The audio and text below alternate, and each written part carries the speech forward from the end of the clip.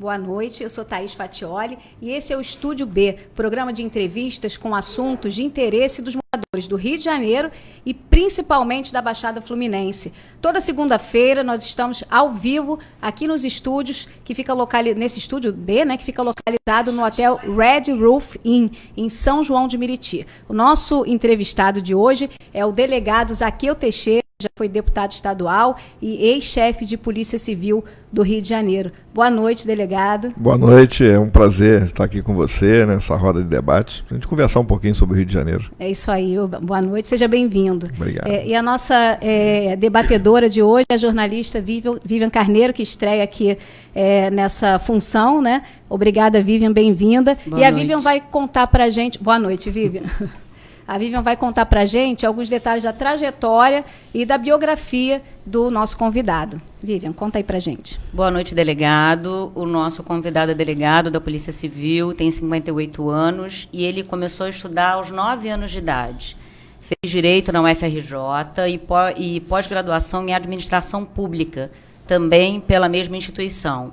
É escritor, lançou 3 livros, foi chefe da Polícia Civil no Rio em 2002, e secretário estadual de Assistência Social e Direitos Humanos no final de 2012 e 2013, e é ex-deputado estadual com 2 mandatos, não é isso, deputado? É verdade. E é verdade mesmo que o senhor começou a estudar aos 9 anos de idade?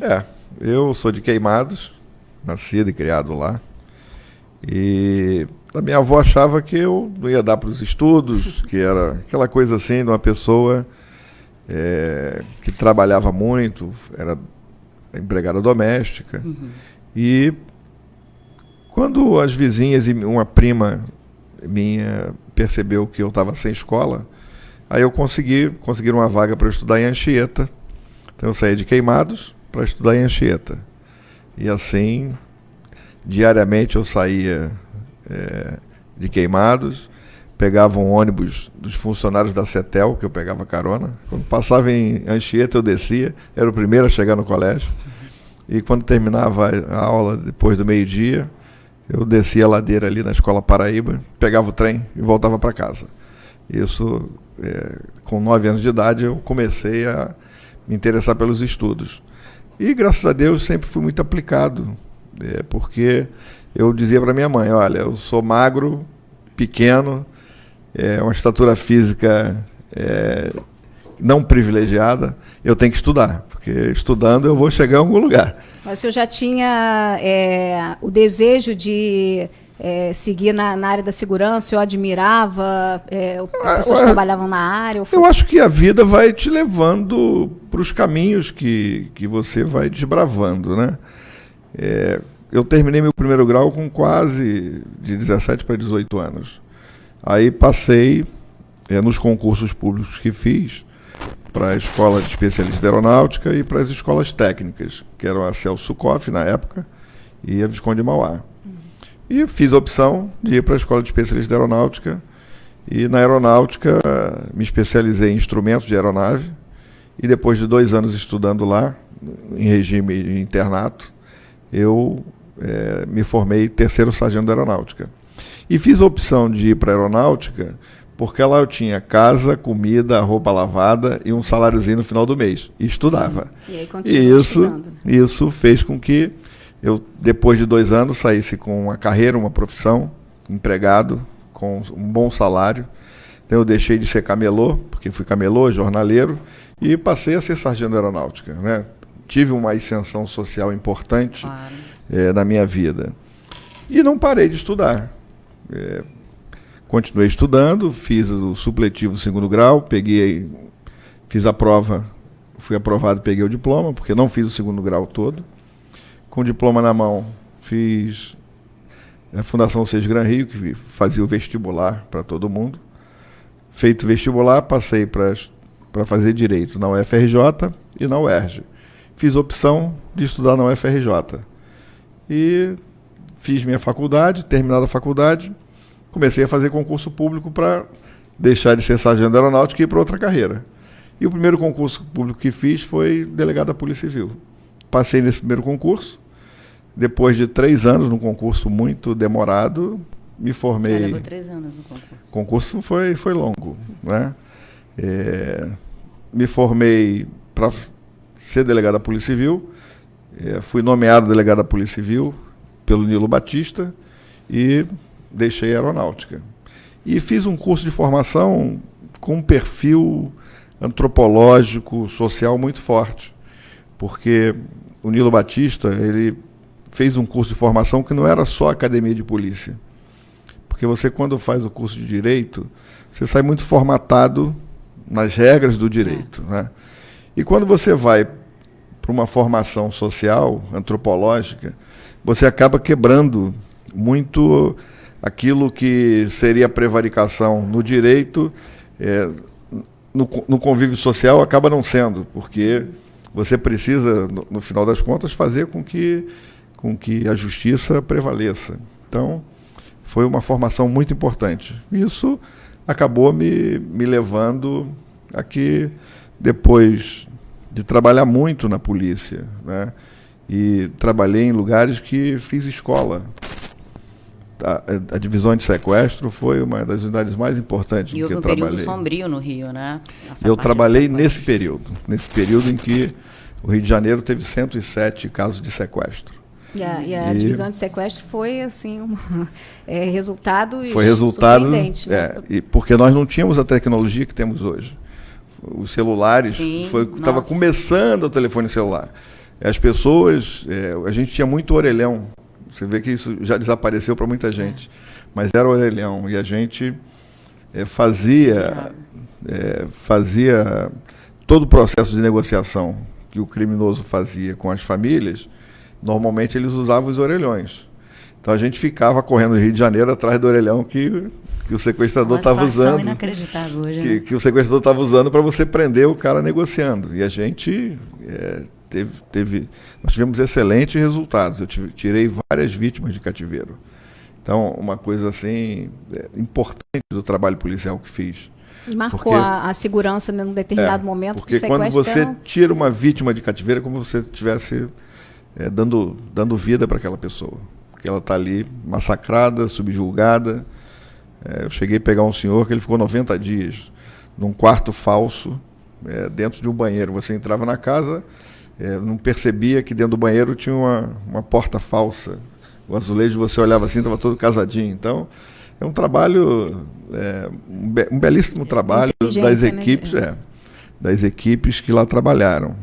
E eu sempre entendi que polícia você faz com inteligência, não é a força. Quem prende é o papel, é a caneta, né? A algema conduz.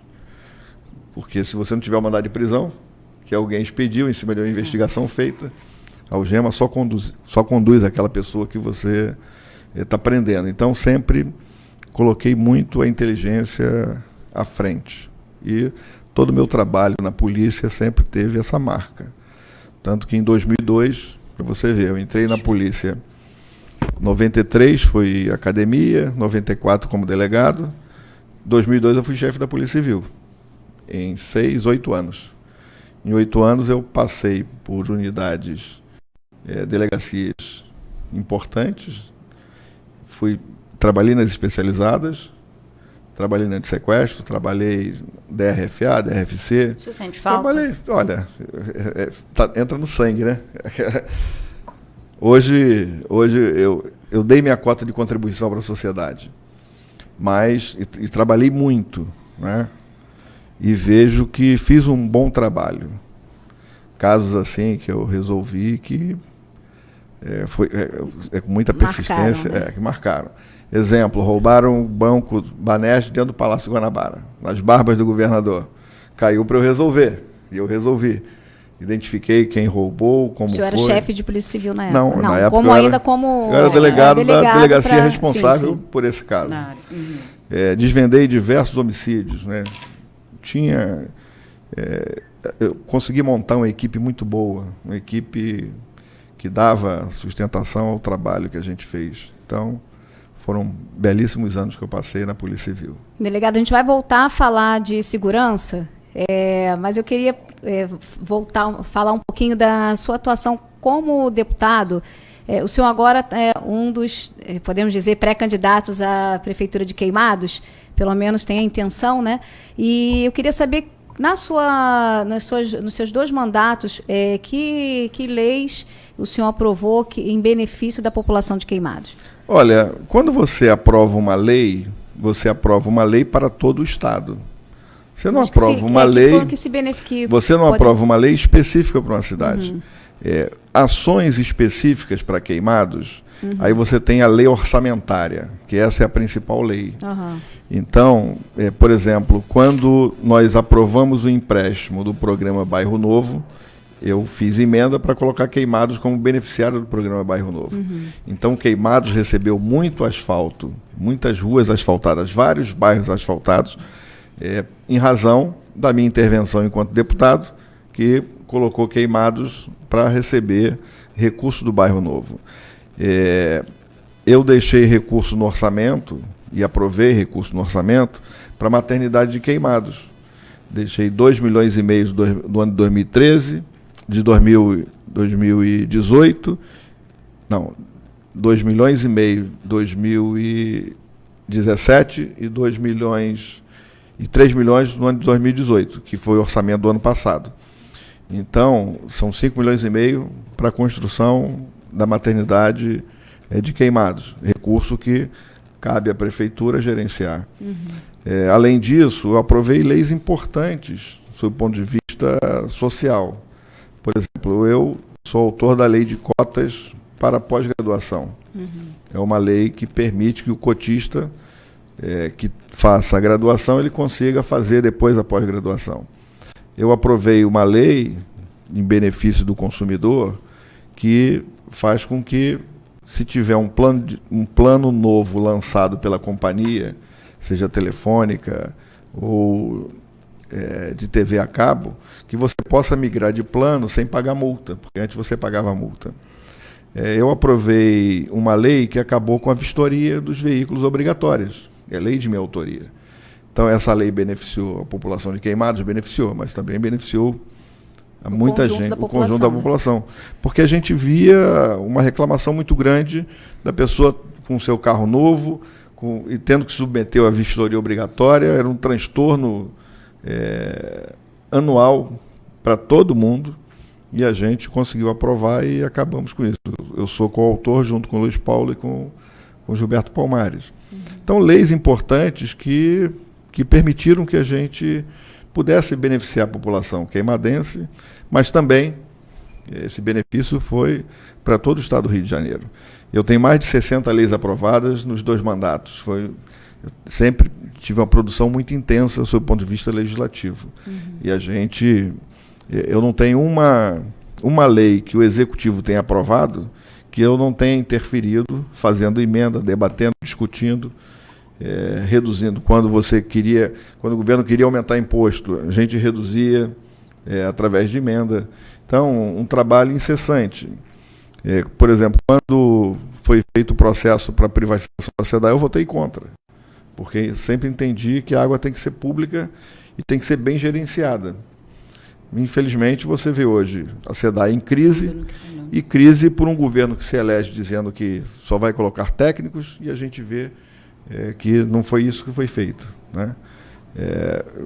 Faltou ali, de fato, um cuidado com a água que a população bebe. E uma questão vital, né? E vital. Porque crianças, o risco que a população fica submetida. Imagina você pega um bem essencial como esse, que a gente precisa dele para sobreviver, e privatiza e coloca na mão daquele que só quer lucro.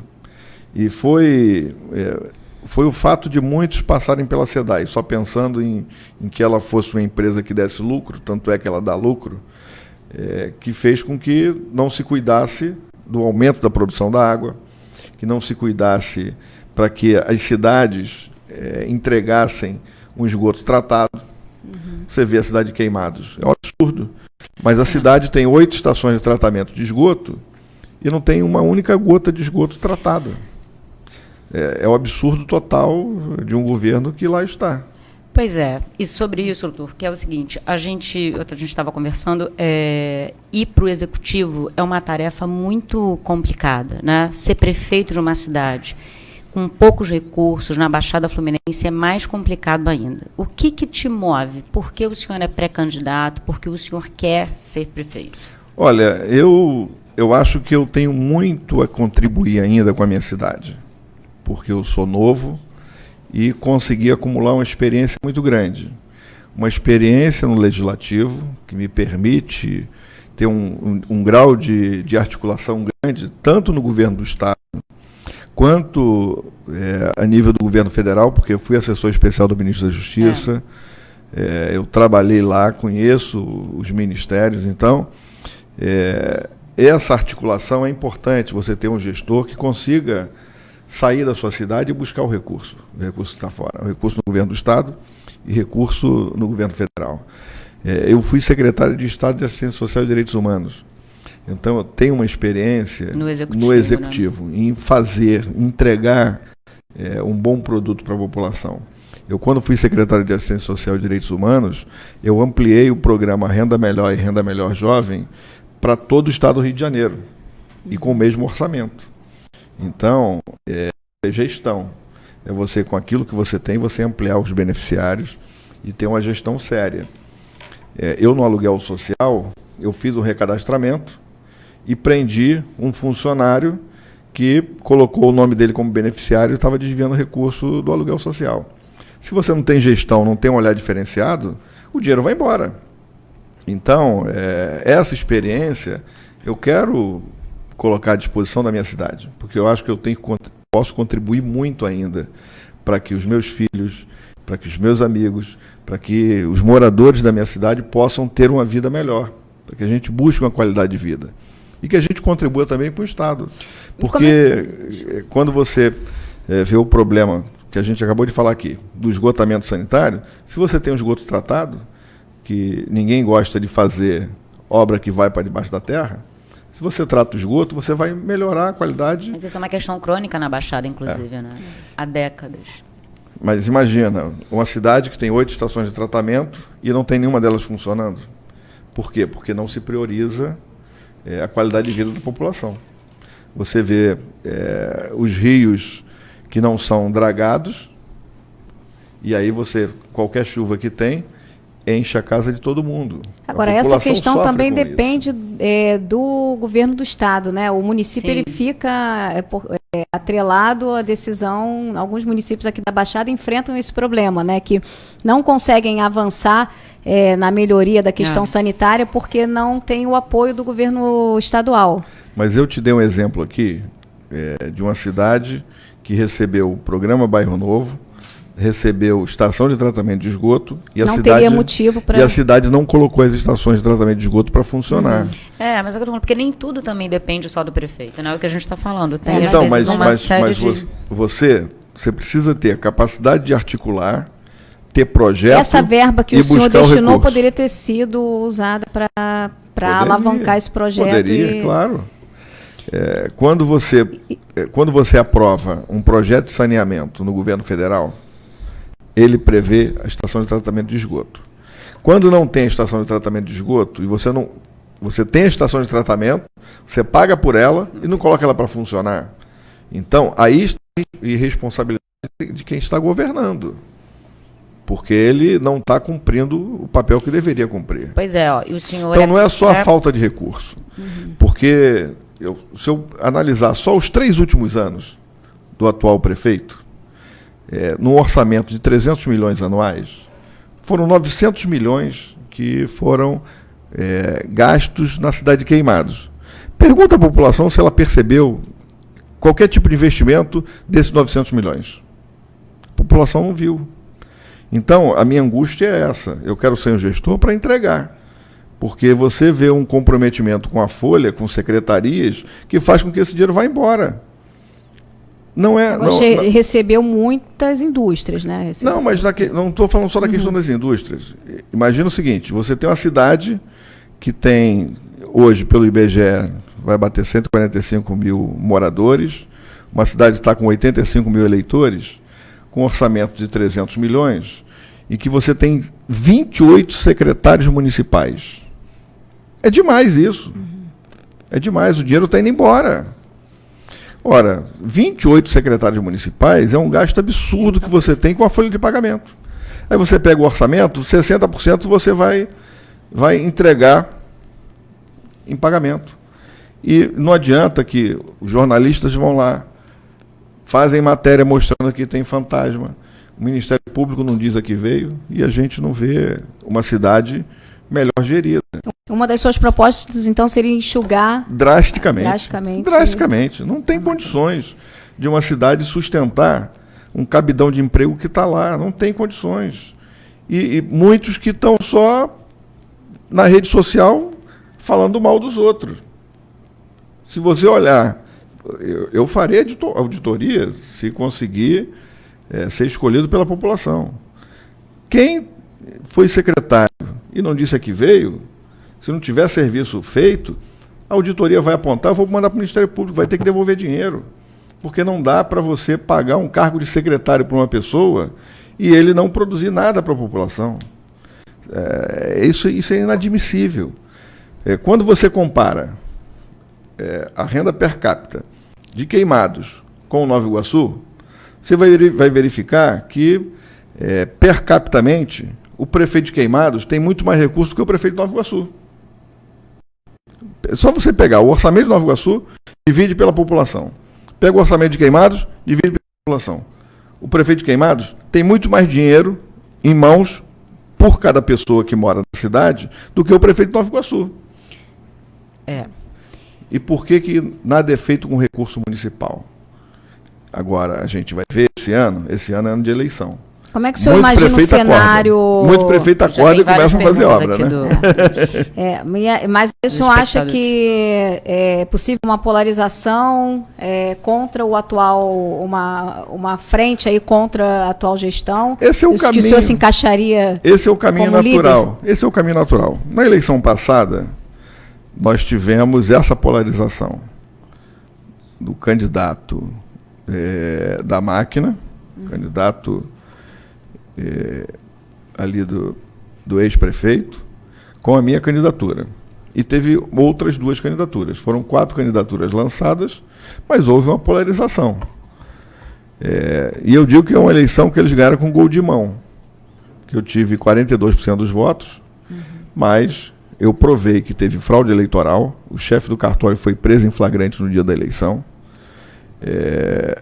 E foi preso pessoas com boca de urna, fazendo boca de urna. Vai ser a terceira tentativa do senhor, Teve vereador que perdeu o mandato por causa de compra de voto.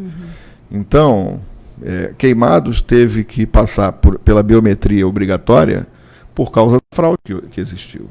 Então, eu espero que essa eleição agora seja uma eleição em que a gente consiga ter uma eleição mais limpa do que foi a outra. Porque na outra, muita gente ia votar, quando você ia votar já estava assinado o nome. Então isso tende a não acontecer. Entendi. Eu vou agradecer a audiência que as pessoas estão participando, enviando perguntas. Vivian, quer ler uma pergunta aí? Quero, a do Ronaldo Camilo, quer dizer, o senhor é pré-candidato, você vê como a cobrança é grande, né? E aí o Ronaldo faz uma pergunta sobre urbanismo e acessibilidade. Queimados precisa de ponto de ônibus coberto, lixeiras e acessibilidade.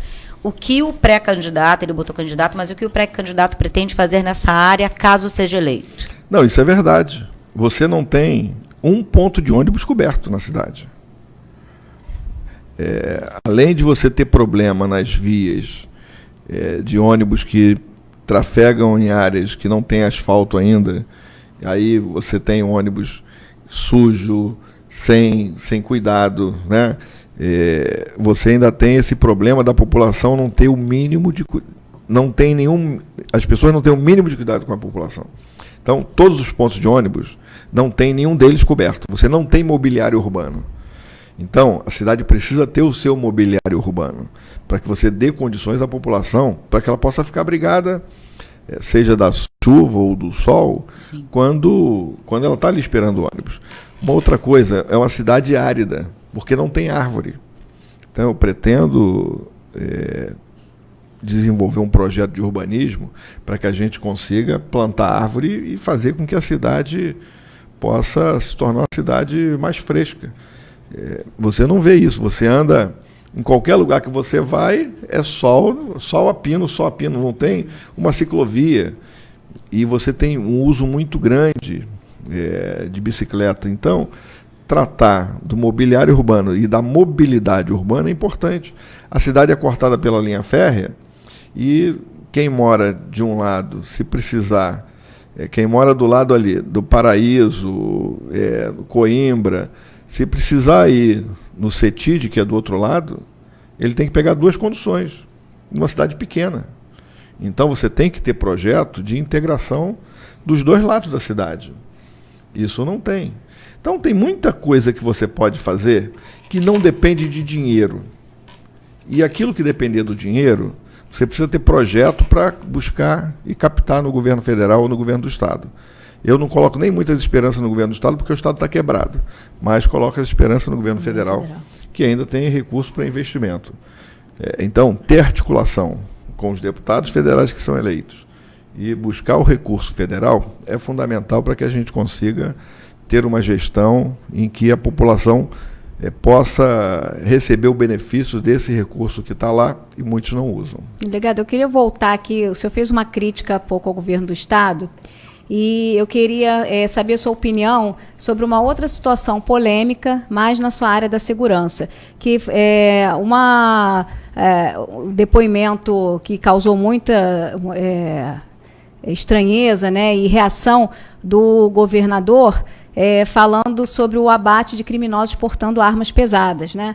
Então, que ele fala que é dá o tiro na cabeça, sem piedade, de um helicóptero, sem saber se a pessoa realmente, né, na época se falou, se é uma arma, pode parecer que é uma arma e não é. O senhor que tem uma trajetória na área de direitos humanos, como é que o senhor vê essa declaração partindo de um governador? Olha, eu prefiro prender esse criminoso na hora que ele estiver dormindo, porque eu levo o fuzil, levo ele preso e não tem o efeito colateral. Todas as vezes que você opta pela política do confronto, você vai ter efeito colateral. Então, o criminoso vai ser abatido, mas muita gente inocente vai morrer nesse processo. Porque quando ele sabe que ele não tem mais chance de ser preso, que ele está ali para ser abatido, ele vai tentar de qualquer jeito levar uma meia dúzia com ele. Então a gente tem visto que essa política do confronto gera efeitos colaterais. Agora, não dá para você passar a mão na cabeça em quem está portando fuzil. Quem está portando fuzil é uma arma de guerra. Então a gente precisa compreender que o policial, nessa situação, está lidando com alguém que está pronto para uma guerra.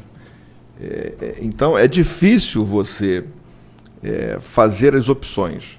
Eu entendo que a melhor opção... Tecnicamente, então, o senhor avaliando é uma decisão errada? Tecnicamente, eu que já entrei muito à favela, tomei muito tiro, e quando vem um helicóptero, é como se você tivesse um anjo para te proteger. Então, tecnicamente, numa operação policial, eu opto sempre em ter o helicóptero para proteger quem está fazendo a incursão. Mas, inclusive, para fazer o abate, se for o caso? E se tiver alguém que pegue o fuzil e levante para cima, ele tem que ser abatido, porque não dá para você derrubar uma aeronave. Então, são opções. Agora, e a legalidade dessa... A legítima defesa, eu estou te colocando aqui. Tá. Você tem uma arma de guerra que, se eu puxar o gatilho aqui, tem uma capacidade de atravessar a parede e pegar quem está do outro lado. A gente precisa compreender que essa é uma arma de guerra. Por isso que a melhor opção é prender esse criminoso quando ele estiver dormindo. É fazer investigação. Inteligência, né? Ver onde ele dorme, porque uma hora ele vai ter que dormir, uma hora ele vai ter que, uma hora ele está mais cansado. Então, trabalhar sempre para que você possa desarmar, preservando vidas. Mas numa situação de confronto, você tem que, de fato, permitir que haja intervenção tática. E a intervenção tática é para proteger aquele que está sendo vítima de uma agressão feita pelo criminoso. Não dá para você desconsiderar isso. Por mais que eu tenha formação humanística, sim, não dá para desconsiderar que e desconsiderar o policial que está do outro lado tomando tiro, porque eu já tomei tiro, eu sei como é que é. Quando a bala, você só escuta o barulho e batendo aqui na tua parede, tu não sabe se vai pegar em você ou não. Então, a gente precisa separar bem. É por isso que, estrategicamente, é melhor usar a inteligência e pegar o cara dormindo. Mas se não der para pegar o cara dormindo, ele está numa troca de tiro, ele tem que ser abatido pelo helicóptero, não tem como. Porque ele está ali para matar o policial que está indo em direção a ele. Então, não tem. São escolhas que você faz. E nessa escolha de Sofia, o policial tem que ser preservado. E quando o helicóptero vem para preservar quem está entrando numa operação que está por baixo. Você está embaixo, você está numa posição em desvantagem, mas quem está em cima está em posição privilegiada. E, doutor, voltando a falar... E a gente não pode desconsiderar que vagabundo já derrubou helicóptero, já matou muita gente com tiro de fuzil, muitos policiais já morreram.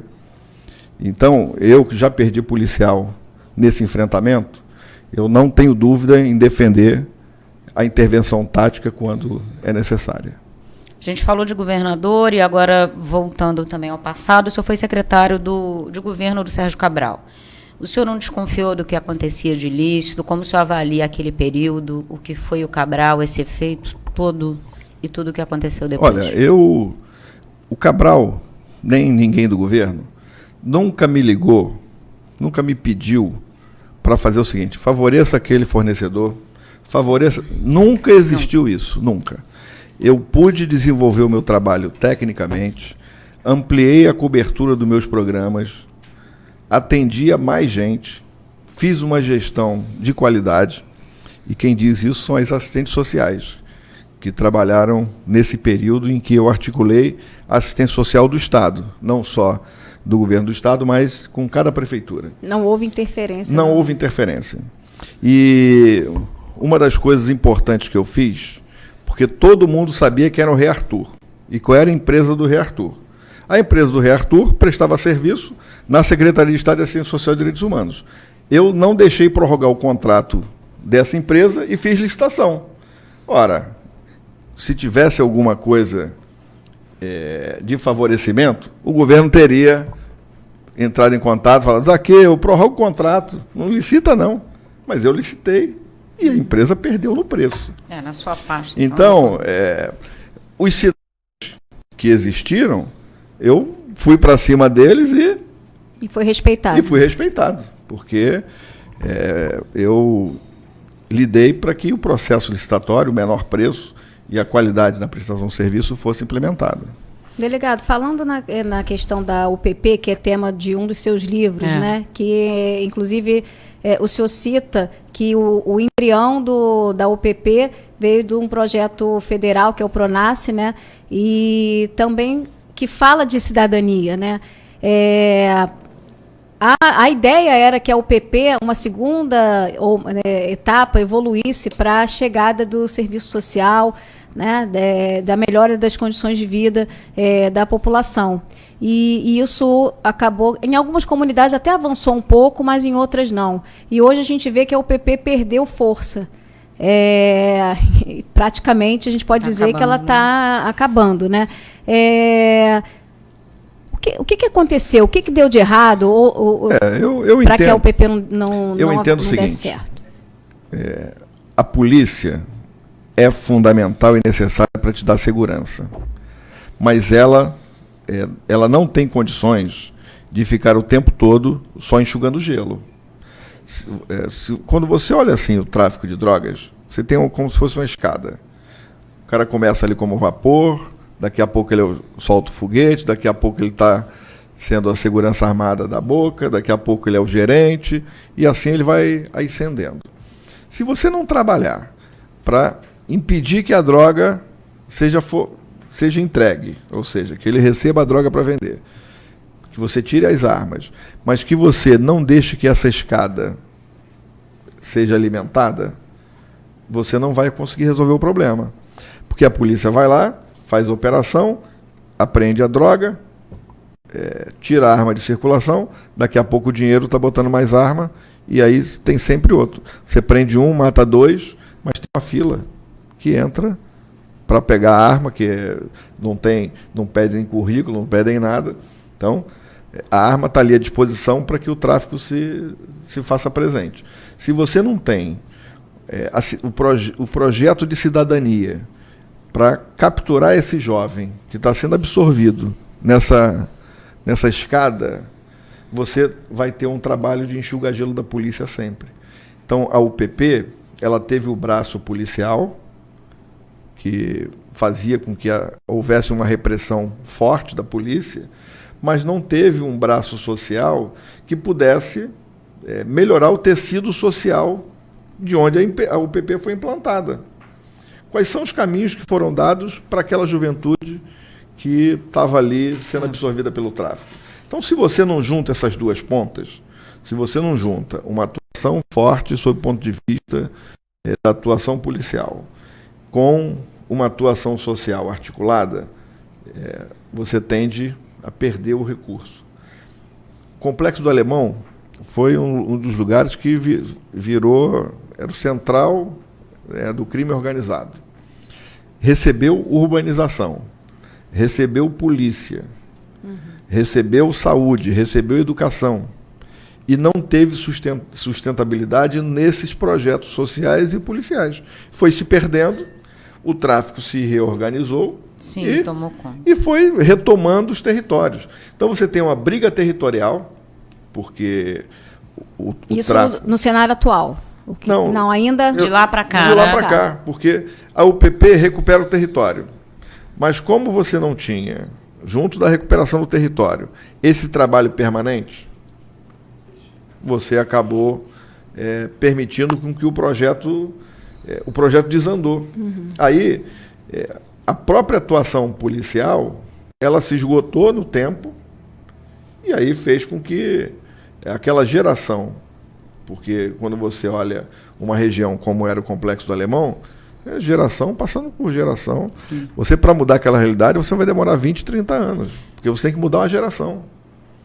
Se você não tem uma política de Estado que dê continuidade a esse processo, aí a coisa vai embora. Pois é, doutor, isso tem a ver até, Thaís, também com a luta. Então, o que aconteceu com a UPP? Ela expandiu sem perna. Então, ela começou sendo implementada, e aí ela passou a atender a lógica apenas da política. Não atendeu a lógica Tinha também o chamado cinturão de segurança com interesses por causa dos Jogos Olímpicos. Teve um interesse político de fazer Copa do Mundo e Olimpíadas. Aí você teve o cinturão feito na tomada dos territórios, mas sem sustentação, tanto sob o ponto de vista da ampliação do número de policiais que foram necessários para fazer esse cinturão, quanto as intervenções sociais que eram necessárias. Inclusive, prejudicou a Baixada e a região dos lagos, porque o tráfico migrou para esses locais, né? Verdade. Migrou e aí, o que faltou estratégia, porque você, quando você ia tomar um território, para tomar esse território, você teria que identificar antes quem são os criminosos que ali estão e não deixar que eles saíssem. Muito pelo contrário, aqui eles faziam como? Anunciavam, a UPP vai chegar aí, mete o pé e vai para outro lugar. Queimados recebeu um monte de gente. A Baixada Fluminense ficou empesteada de vagabundo, que saíram dessas áreas. E aí, eles voltaram. O que aconteceu com isso? Eles ampliaram o território deles. Eu acredito, não saíram daqui e voltaram para lá, né? Eles só aumentaram a força. Só aumentaram a força. Você vê o que passou Angra dos Reis, o que foi que transformou, como é que se transformou. Você vê Cabo Frio, são cidades assim que sofreram de forma absurda com essa migração. Aqui onde a gente está, em São João de Meriti também houve um aumento. E o secretário grande, à época dizia o seguinte, não tem migração, não está tendo migração. Então, não queria enxergar a realidade. Quando você não mostrar, né? Não, enxergar, porque a gente mostrava. Está tendo, você ia para a tribuna, você ia para os debates, ia nas agendas com o secretário, está tendo migração, a minha cidade está cheia de vagabundo, gente tudo de fora. Ele dizia, não, as estatísticas não dizem isso, que não sei o quê. Eu falei, não diz porque vocês não estão trabalhando, não estão prendendo. Trabalha para prender que a estatística vai mostrar. E todo mundo sabia que era gente de fora armada que chegava e aí eles ampliaram o território deles. Tem uma pergunta que tem a ver com o que a gente está falando, Thaís e doutor, que é do Lucas Flor. E ele diz aqui, minha pergunta na educação, qual o projeto que o senhor tem para a educação básica? Porque ele diz que lá as escolas estão sem base nenhuma. Verdade. E passa muito porque a gente está falando, né? Não é polícia, que também não é nenhum dever da prefeitura, mas muita coisa passa pela educação. A prefeitura tem a obrigação de fazer a prevenção primária. Então, toda a área social é da prefeitura. É a responsabilidade dela. E quando você vai para a área social da prefeitura, a educação é a base de tudo. Se você não tiver um projeto de educação que seja sério e que consiga identificar a quantidade de crianças que estão necessitando da escola pública, se você não dá uma escola pública de qualidade, eu acho que você tem que disputar com o particular a qualidade da sua educação. Você tem que ampliar. Na cidade de Queimados, o único governo que fez pela educação foi o Azair, porque ele implantou escola, ampliou as escolas, fez mais escolas. Os últimos governos, depois do Azair, ninguém olhou para a educação. Tem muito tempo do Azair. O Azair foi antes do Rogério do Salão, e o Azair fez 8 anos, depois veio o Rogério do Salão, 4, Max Lemos, 8, e agora a Vilela está indo para o 4º ano. Então, o único que fez pela educação foi o governo do Azair. Os demais governos abandonaram a educação a ponto do grupo político que governa hoje Queimados ter permitido que Queimados tivesse, na avaliação do IDEB, era o 4º de baixo para cima. Então, você vê como é que a coisa estava. Pode ter melhorado? Até pode, mas precisa melhorar muito para ter educação de qualidade. E olha, tudo que eu conquistei na vida foi através da educação. Foi estudando, foi me dedicando aos estudos. E você tem que ter uma escola municipal que atrai o aluno. Ele tem que estar atraído para a escola. Então, hoje, você tem muitos instrumentos que você pode utilizar para melhorar a qualidade da educação. Porque se você estimular que ele estude, ele vai longe. E nós temos, a prefeitura precisa entregar um aluno melhor para o ensino médio. Porque quando você tem evasão no ensino médio, você vê a geração de neném que nem estuda e nem trabalha, é por falha na educação básica. E eu vejo como é fundamental você ter uma educação básica sólida, com um projeto pedagógico sério, comprometendo os professores, os diretores. São pessoas dedicadas. Você já tem nomes em mente? Se você der a infraestrutura para que os profissionais da educação possam desenvolver o seu trabalho, eles vão fazer isso com muito prazer, porque eles lutam diariamente sem infraestrutura. Você vê o recurso indo embora e o aluno sem o cuidado necessário, porque o professor acaba desanimando. Então, se nós focarmos para termos uma educação de excelência, a cidade dá um salto de qualidade tremendo. Delegado, a sua esposa chegou a ser vice do ex-prefeito Max Lemos. E depois o senhor virou oposição. Como é que o senhor avalia? O que houve? A questão é a seguinte, eu já era oposição. Me elejo deputado estadual. Num período em que você tinha uma aliança do PT nacional, porque eu fui eleito pelo Partido dos Trabalhadores, com o PMDB no Estado. Estava exercendo o cargo de secretário de Estado de Assistência Social e Direitos Humanos. Não teve como eu segurar o PT e ser candidato. Então eu acabei cedendo aos anseios do partido para que fizesse aliança com o MDB. E o maior erro político que eu cometi na minha vida foi aceitar que minha esposa fosse convidada e aceitar ela ter sido vice-prefeita. Porque ali foi aquela coisa de você dar um tiro no pé de uma maneira, né, terrível. Porque eu fiz aliança entendendo esse cenário nacional, fiz aliança para ajudar mais a cidade, porque se eu não fizesse mais oposição, eu conseguiria levar mais recursos para a cidade, como mais recursos foram carreados para lá. E aí eu digo aqui para você, programa Bairro Novo, canalização dos rios, próprio investimento na SEDAI, em que a SEDAI colocou nova tubulação para a cidade de Queimados, fez 2 novas caixas d'água, uma já foi entregue, a outra está para ser concluída. Muitos recursos foram levados quando acabou-se a briga e a disputa política. Mas, infelizmente, os ônus foram maiores. Os ônus foram muito maiores, porque a população não percebeu que isso gerou benefício. Porque a canalice do outro lado foi dizer que eu nunca levei nada para Queimados. É a tática do Goebbels de dizer que fala aquela mentira diversas vezes para ela se tornar uma verdade. Então, eu tenho a consciência tranquila de que fiz para atender um partido, para atender uma aliança nacional e para atender a população com verbas, com obras e com recursos. Mas, infelizmente, sob o ponto de vista pessoal, acabei sendo prejudicado. Tanto que, quando eu fui para a minha reeleição, já tentaram me derrotar. E foi ali que a aliança foi desfeita. E a partir do segundo ano, eu voltei para a oposição e parti para disputar o governo novamente. Tanto que fui candidato na eleição passada, nesse cenário já, e tive 42% dos votos. Qual é o maior problema hoje do município?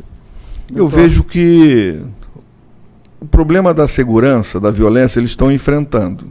Mas o problema da saúde está assim, é um absurdo. Estão enfrentando como? Estou enfrentando porque hoje foi o Segurança Presente. O governo do Estado, entendendo que as cidades da Baixada passam por esse processo em que a violência está muito alta, em parceria com o presidente da Assembleia, o deputado André Ciliano, está fazendo a ampliação do Segurança Presente para a Baixada Fluminense. E esse de Queimados está funcionando mesmo? É o Segurança Presente? De Queimados foi implantado hoje. Junto com Belfor Roxo. Junto com Belfor Roxo. Então, você tem uma cidade em que a gestão passada deixou Queimados se transformar na cidade mais violenta do Brasil. Esse foi o legado do ex-prefeito quando foi para a reeleição, foi buscar a eleição do atual prefeito Vilela. Deixou a cidade como a cidade mais violenta do Brasil. Por mais que tenha dito que fez investimento, não fez.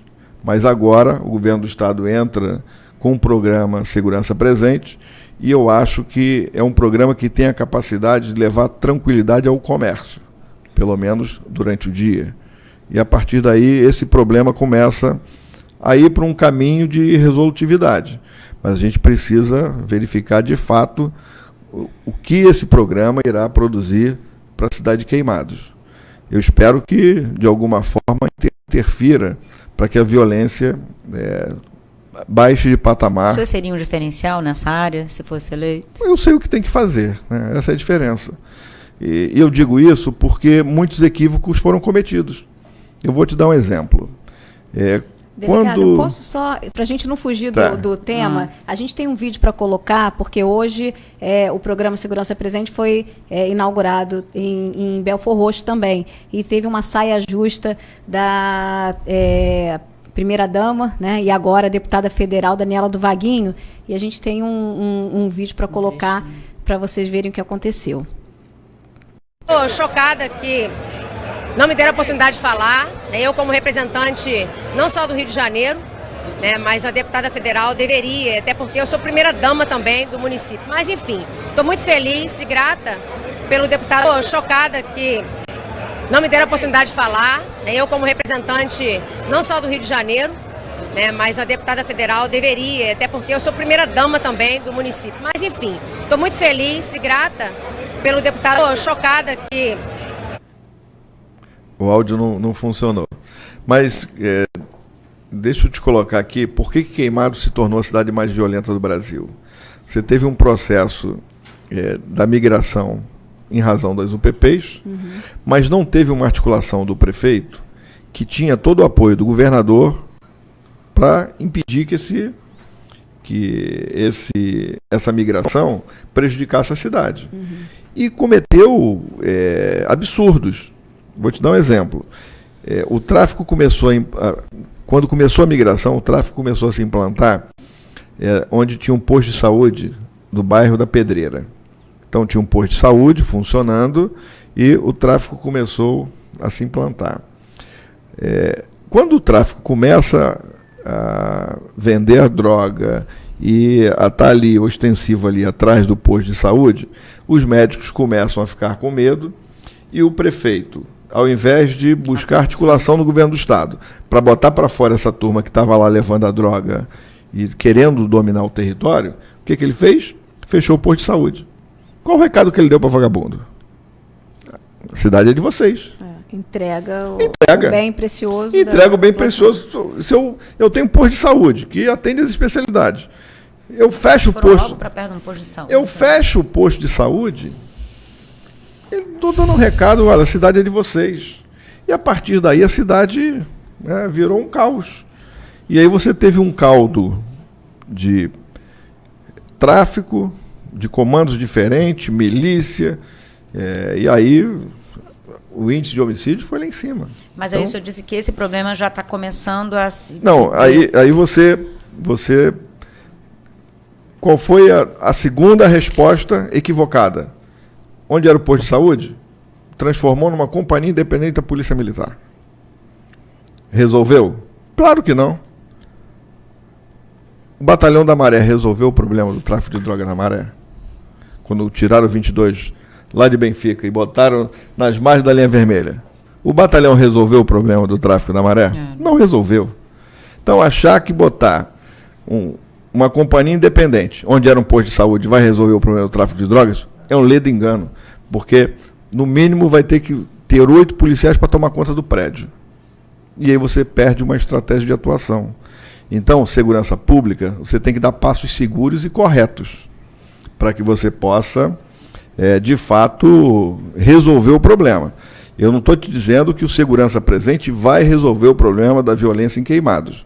É um passo importante para gerar segurança para o comércio. Vai funcionar para o comércio, como tem funcionado nas outras cidades.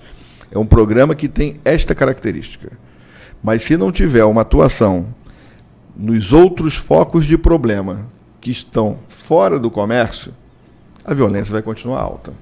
Então é por isso que eu digo, você tem que saber o que vai fazer. E aí, nesse caso, eu sei muito bem como é que você faz para retomar território, para controlar território, porque eu fui delegado na ilha do governador, o Dendê não se engraçava na minha gestão. Todo mundo tinha mandado de prisão, se descesse ia ser preso, identificado, e a gente controlava o tráfico de forma com pulso firme. Então dá para resolver o problema da violência? Dá, mas tem que saber o que vai fazer, porque se você der passo errado, você desanda cada vez mais. Tem uma pergunta aqui do Nilson Moreira Pontes, ele fala que o seu partido tem algum plano de se unir ao PT em alguma coligação? Negativo. Em Queimados, o PT se uniu ao atual governo. Então eles vão ficar para lá. Eu não quero papo com essa turma, não.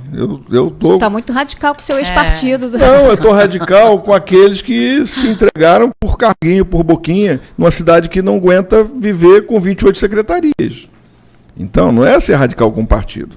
É ser radical com aqueles que não estão enxergando o mal que estão fazendo para a cidade, quando estão agindo dessa forma. E eu saí do PT porque essa turma nunca quis que eu disputasse o poder com poder local. Então, a minha esposa era vice-prefeita, eu era deputado estadual, eles não me garantiram legenda, por isso que eu saí do PT. Aí o senhor foi para o PDT. Fui para o PDT. Também é um partido... PSD. Eu fui para o PDT porque é um partido, você pode dizer, é um partido de esquerda, né, que tem essa característica. Fui muito bem acolhido no PDT. E quando eu saí do PDT, eu saí porque eu iria disputar para deputado federal. E o PDT não tinha legenda para disputar. O PDT só passou a ter legenda quando coligou com o PSB. Isso foi bem depois, foi já nas convenções. E o momento de eu ter partido para disputar a eleição é março, abril. Mas aí o PSD não foi muito para completamente mudar? Eu fui para o centro. Não, eu fui para o centro. Centro-direita. Eu fui para o centro. E eu dizia lá para ele o seguinte, eu sou o centro-esquerda aqui, eu sou a voz... Pois é, isso que eu ia perguntar, eu sou a voz crítica aqui. O que tem aí ainda? Eu falava, eu sou a voz crítica aqui. Porque... Das boas bandeiras da esquerda. Eu continuo humanista, continuo entendendo entendendo que as bandeiras sociais são muito importantes. Eu vejo que governar com responsabilidade é uma coisa que a gente precisa ter. Garantir a liberdade, eu acho que são coisas que você precisa garantir. Você tem que ter liberdade de expressão, você tem que poder... de que adianta você governar uma cidade com tutela de coronel? Que ninguém pode se manifestar, ninguém pode criticar. Isso é inconstitucional, né, inclusive? Não, mas governam assim. Governam assim. Então, agora, tem bandeiras que são consideradas da direita que eu acho que precisam ser valorizadas, sim. O núcleo familiar ele precisa ser firme, reconstruído. Não da forma com que muitos acham que é um núcleo familiar. Né? Mas o senhor acha que hoje o mundo também caminha? A gente tem hoje famílias construídas eu sei que é uma questão polêmica, né? Mas famílias que dão tanto amor quanto uma família dita tradicional. Ó, eu fui secretário de Estado. O senhor está falando da família tradicional, pai, mãe e filhos, né? Eu tô falando e eu sempre me comportei de forma a entender as liberdades. Eu fui secretário de Estado de Assistência Social e Direitos Humanos. Mas das minorias, principalmente. E das minorias. E nem por isso eu deixei de ter política para as minorias. Eu entendo que a sociedade ela precisa conviver. Não adianta você estar na extrema direita ou na extrema esquerda. Porque os extremos só fazem com que a gente perca as nossas conquistas. E hoje a gente vive um cenário de polarização. E aí foi um cenário construído. Você teve uma extrema-direita, porque, na verdade, a maioria da sociedade é conservadora, é de direita. Poucos daqueles são de esquerda. A sociedade é conservadora. Muitos não querem rupturas, não querem rompimentos, muitos não querem. E a maioria da sociedade enxergou no Bolsonaro uma possibilidade das suas bandeiras, que não são essas bandeiras de ruptura, pudessem, de alguma forma, ser mantidas. Mas quando você vai... aceitar, né? Mas quando você vai para a extrema-direita, em que o Bolsonaro diz, não, tem que destruir tudo que foi construído. Eu acho que não é por aí. Não tem que destruir. Claro que não. Você tem que construir novas políticas. Se eu sou contra determinado tipo de política pública, eu tenho que construir uma nova para substituir aquela, e não apenas destruir a política pública, não apenas... fazer a destruição. Delegado, a gente está chegando ao fim do programa. O papo tá bom, né? Correu. Queria que o senhor deixasse uma última mensagem. O senhor aí que vai, esse ano que promete ser corrido, uma disputa eleitoral, que o senhor já apontou aqui os desafios da cidade e os problemas que o senhor acha que vai enfrentar. Então, deixar uma mensagem para a população, para a gente poder encerrar o programa. Olha, eu acho que a população vai ter a oportunidade de fazer escolhas. Vai poder escolher vereadores, escolher prefeito, e eu acho que o processo político eleitoral vai poder dizer quem está melhor preparado para governar, quem tem as melhores condições para articular as políticas públicas para a cidade, quem tem as melhores condições de enfrentar a violência, quem tem as melhores condições de enfrentar os problemas da saúde, quem tem condições reais de enfrentar uma máquina inchada como está, que possa cortar na carne, diminuir cargos em comissão. Eu acho que são reflexões que a população deve fazer, para que possa